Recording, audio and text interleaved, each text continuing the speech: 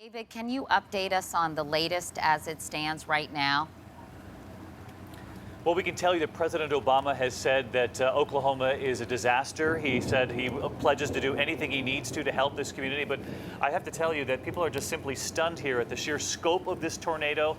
You know, one teacher I talked to this morning said she opened up her classroom door and she saw it barreling at her class, her first graders, and looked out there. Katie, she said this sound, the scope of the tornado she was looking at was unlike anything she had ever seen. Well, Ginger, that brings me to a question for you. Why was this tornado in particular so dangerous and in fact so deadly?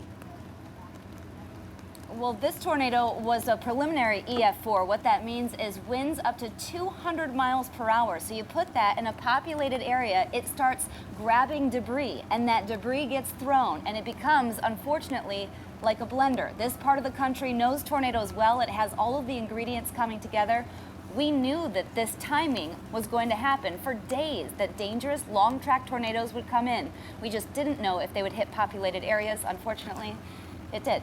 And there was a 16-minute warning, Ginger, which I guess by most standards is a fair amount of time, but it seems to me that's not much time to get people to safe places. Or if they have safe places, and that's sometimes a problem. If you don't have a storm shelter, you probably don't have a basement in Oklahoma. They have a bedrock that they can't dig into. So that becomes an issue in some of these densely populated spots. Safety is the first concern, and you put the warning out, but you have to have that safe place to go. In an EF4, not much is going to survive. And it seems to me, Mike, it seems almost bizarre that that elementary school or that, I guess, I don't know, did either of those elementary schools have storm shelters for those kids? I do not believe so, Katie. In Briarwood, in which there were no casualties, they had interior rooms that had no windows, that were protected by thick walls that they used for tornado safety.